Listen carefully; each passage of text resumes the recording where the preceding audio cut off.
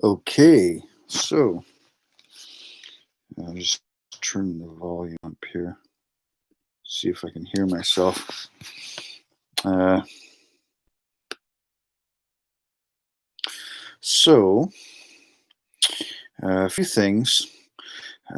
Just posted a comment on LinkedIn, and some of what that comment was about was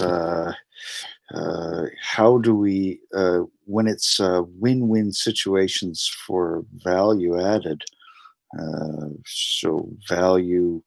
Uh, so it's a social investment strategy to create value for people who are facing disparity. But there's all these win-win strategies, and so there was a bit of criticism about how when people are implementing a program, it isn't least emissions first. It's we can do that in a certain amount of time. And now I don't want to drive people over the edge, but faster is better, right?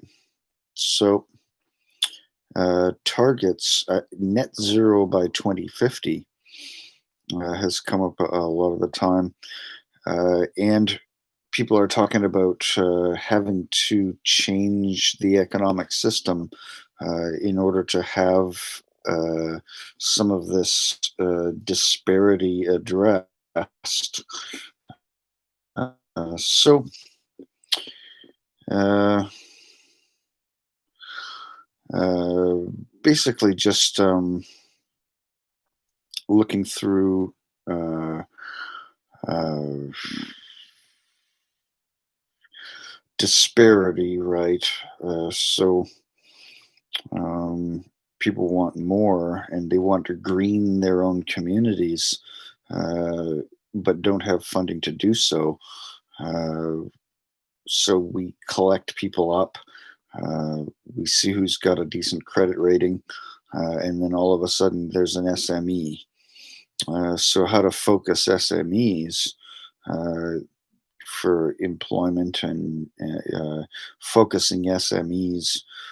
There's a lot of reclamation that is really easy to access as a value, uh, but there's more for carbon abatement because it is such a focus. So, um, carbon, right? How does reclamation relate to carbon? So, are we fixing carbon?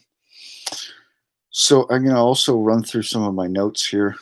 Aggregate distribution. Somehow this relates to poverty. If we fund programs that bring us meaningful change, how does it relate to overall fiscal structure? So, a lot of the time, system structure will become a point of omission. So, the bigger we get, the less we know, uh, because uh, failures are heavily guarded. Moving forward, anyways, deployment funding, all of this is timed, right? Aggregate distribution and deployment funding. How do we get there as fast as we can? So I did a little section here, community perspective, psychological and legal distribution as well. This relates to municipal credit and deployment rate. So there's a supply chain attached to municipal credit that becomes selective. How are we all working together to say, here's our target, and how does that relate to supply chain and logistics, physical logistics? So We can make all the assumptions about oil and gas being 6.2% of GDP, but how does that relate to municipal funding and GDP? So some of that is saved by pumping money into what eventually becomes physical logistics.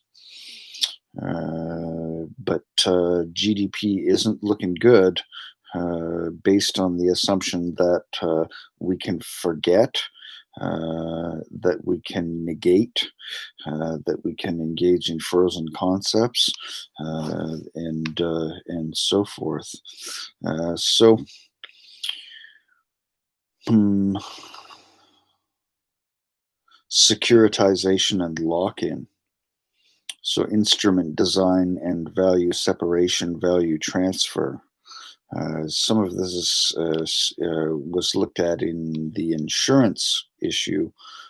How do we levy on insurance for producers that emit carbon, and then have and this is very important. Think about it: impact insurance for climate damage, and then the industry would start to rationalize some of that value separation at the same time as divestment becomes other focuses for business in the future.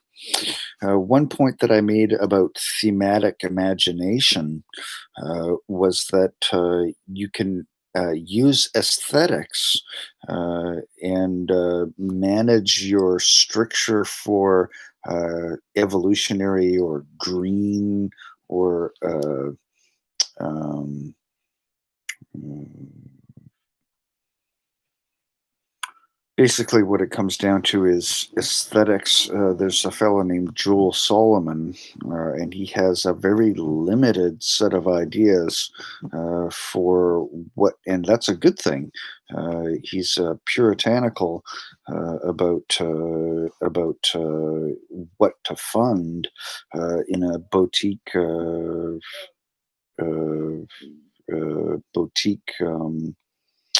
Set of